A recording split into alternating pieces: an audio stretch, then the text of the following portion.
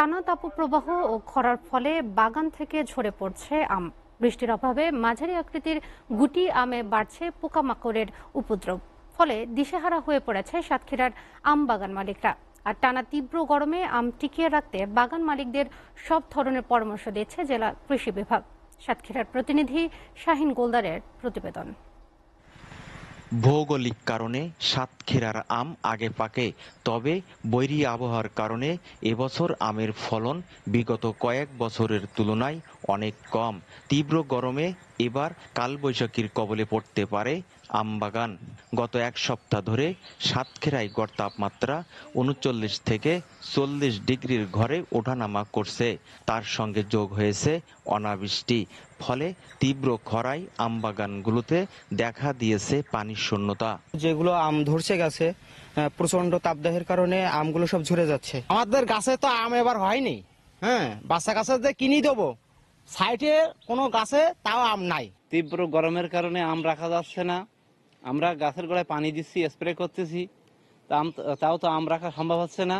এবার যে পরিমাণ গাছে বইল হয়েছিল, গুটু দাঁড়াইছিল, কিন্তু এই গরমের তাপমাত্রায় সে গুটি আর দাঁড়ায়নি।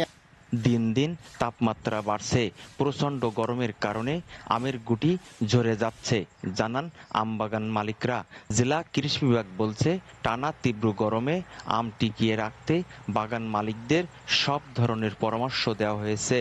এখন পর্যন্ত গাছে যে আম আছে, উৎপাদনের জন্য বৈরী পরিবেশ থাকলেও এ পর্যন্ত যে আম আছে গাছে, তাতে আশা করা যায় যে লক্ষ্যমাত্রা অর্জিত হবে।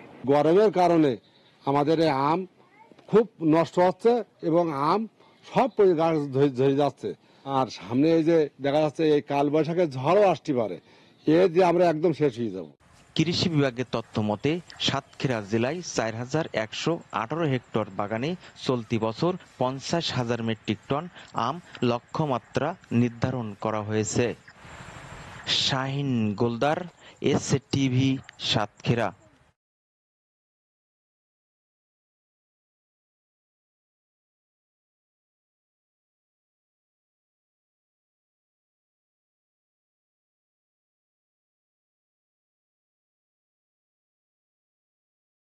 নওগাঁয় বয়ে যাচ্ছে মাঝারি তাপপ্রবাহ।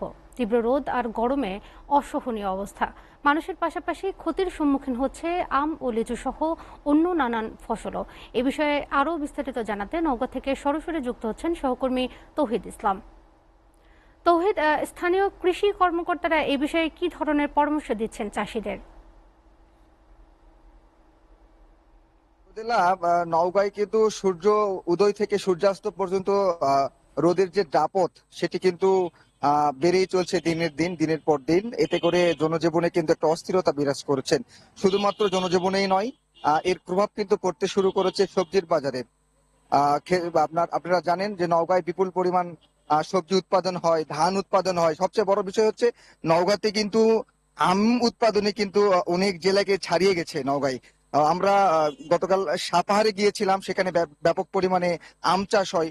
আমরা বেশ কয়েকজন আম চাষির সঙ্গে কথা বলেছি, তারা যেটি বলছেন অতিরিক্ত তাপদাহের কারণে কিন্তু আম ঝরে পড়ে যাচ্ছে। এখন পর্যন্ত গেল এক সপ্তাহে অন্তপক্ষে ৩০ ভাগ আম তারা গাছ থেকে পড়ে যেতে দেখেছে। তারা আসলে নিরুপায়, কিছু বলতে পারছেন না যে কিভাবে এই আমগুলো তারা গাছে আটকিয়ে রাখবে। তো কৃষি বিভাগের পক্ষ থেকে বরাবরই বলা হচ্ছে যে এই সময়টাতে কৃষকদের আসলে পানি সেচ দিতে বলা হয়েছে। আপনার বাগানগুলোতে এবং গাছগুলোতে বেশি পরিমাণ পানি সেচে তারা দিতে বলছেন কৃষকদের।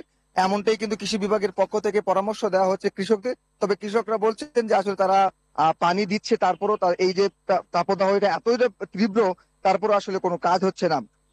আরেকটি বিষয় লক্ষণীয়, সেটি হচ্ছে যে আপনারা জানেন নওগাঁ একটি বরেন্দ্র অঞ্চল। এই অঞ্চলে বিশেষ করে সাপাহার, পোরশা, নিয়ামতপুর এই অঞ্চলে আসলে পানির সংকট সেটি কিন্তু তীব্র আকারে ধারণ করেছে, যার ফলে কিন্তু তারা আসলে পানি দিতে পারছে না। সবচেয়ে বেশি কষ্ট হচ্ছে যারা মাঠে কাজ করছেন। আপনারা জানেন ধান কিন্তু কাটা শুরু হয়েছে।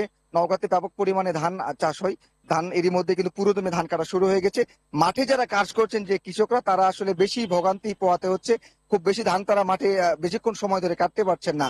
একটু ধান কেটে তাদের আবার ছায়াযুক্ত স্থানে নিরাপদে আসতে হচ্ছে, আবার যেতে হচ্ছে।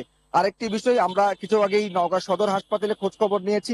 এখন পর্যন্ত এই যে বেলা 10টা বাজে, এখন পর্যন্ত প্রায় 45 জন রোগী আসলে এই যে গরমজনিত যে রোগ, সে রোগে আসলে ভর্তি হয়েছেন। বিশেষ করে বয়স্ক মানুষ এবং শিশুরা বেশি আক্রান্ত হচ্ছেন। চিকিৎসকদের পরামর্শ দেওয়া হচ্ছে যাতে করে এই গরমে অতিরিক্ত কাজ না থাকলে কেউ যেন রোদে বের না হয়, এবং রোদে যেন বের হলে ছাতা বা পানি যেন তারা রাখে, এমনটি কিন্তু পরামর্শ দেওয়া হচ্ছে কৃষকদের পক্ষ থেকে। তো রোদেলে এমনটি ছিল নওগাঁ থেকে সর্বশেষ খবর।